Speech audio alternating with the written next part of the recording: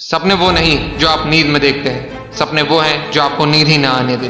बारिश के दौरान पक्षी छत की तलाश करते हैं, लेकिन बाज बादलों के ऊपर उड़ के बारिश को ही टाल देता है। समस्या समान है, लेकिन आपका नजरिया उसमें अंतर पैदा करता है। ये कुछ लाइंस लिखी थी भारत रत्न डॉक्टर APJ अब्दुल कलाम ने। आज की इस वीडियो में मैं आपको कलाम सर की कुछ ऐसे किस्से सुनाने वाला हूँ, जिससे सुन के दोस्त तेरे सोचने का नजरिया बदल जाएगा और तुम अपने अंदर एक नई एनर्जी फील करोगे।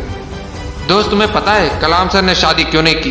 उसका सिर्फ एक रीजन था, और वो रीजन था वो सबसे ज्यादा अपने काम से प्यार करते थे। दोस्त, तुझे जान के हैरानी होगी, जिस दिन उनकी सगाई थी उस दिन भी वो काम में इतने बिजी थे कि वो अपनी सगाई तक भूल गए, और उस दिन उन्होंने शादी ना करने का फैसला कर दिया। उन्होंने एक इंटरव्यू में कहा, इंसान शादी और बच्चे अपनी सेल्फलेसनेस के लिए करता है, और मैं सेल्फिश नहीं होना चाहता। मैं अपनी पूरी जिंदगी अपने देश को समर्पित करना चाहता हूँ। दोस्तों, बात है 10 अगस्त 1979 की।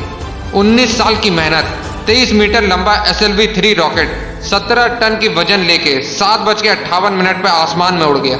ये रॉकेट 4 स्टेज में था, और ये रॉकेट सिर्फ रॉकेट नहीं था, ये सपना था उन तमाम लोगों का जो इस प्रोजेक्ट में शामिल थे, और इस प्रोजेक्ट के डायरेक्टर थे कलाम सर। वो रॉकेट पहली स्टेज तो पार कर गया, लेकिन दूसरी स्टेज में जाने के बाद रॉकेट ने काम करना बंद कर दिया, और 317 सेकंड के बाद कलाम सर और उनके लोगों का सपना कचरा बन के श्रीहरिकोटा से 560 किलोमीटर दूर समंदर में जा गिरा।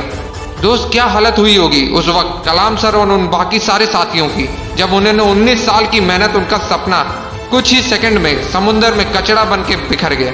कलाम सर कहते थे कि उस वक्त अंदर से मैं इतना टूट गया था कि मैं बिस्तर में जाके घुस गया, मेरी आंखों से आंसू बहने लगे।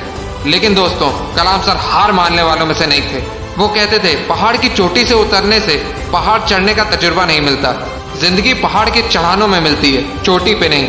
कलाम सर भी इसी तरह एक एक कदम आगे बढ़ते रहे। और दोस्तों, एक साल के बाद 18 जुलाई 1980 सुबह 8:03 पे हिंदुस्तान का पहला सैटेलाइट रोहिणी अंतरिक्ष की ओर निकल पड़ा, और अगले 2 मिनट के अंदर रोहिणी सैटेलाइट अंतरिक्ष में था।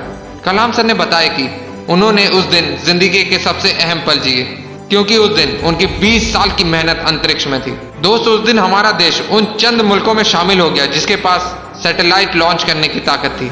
ये सब कुछ हो पाया एक इंसान की मेहनत, उनके नेवर गिव अप एटीट्यूड की बदौलत। दोस्त, जब कलाम सर को राष्ट्रपति चुना गया तो उनका स्वागत जोरों शोरों से किया गया। राष्ट्रपति भवन को बहुत ही खूबसूरत तरीके से सजाया गया, लेकिन ये बहुत कम लोग जानते हैं कि जब कलाम सर वहां पहुंचे तो वो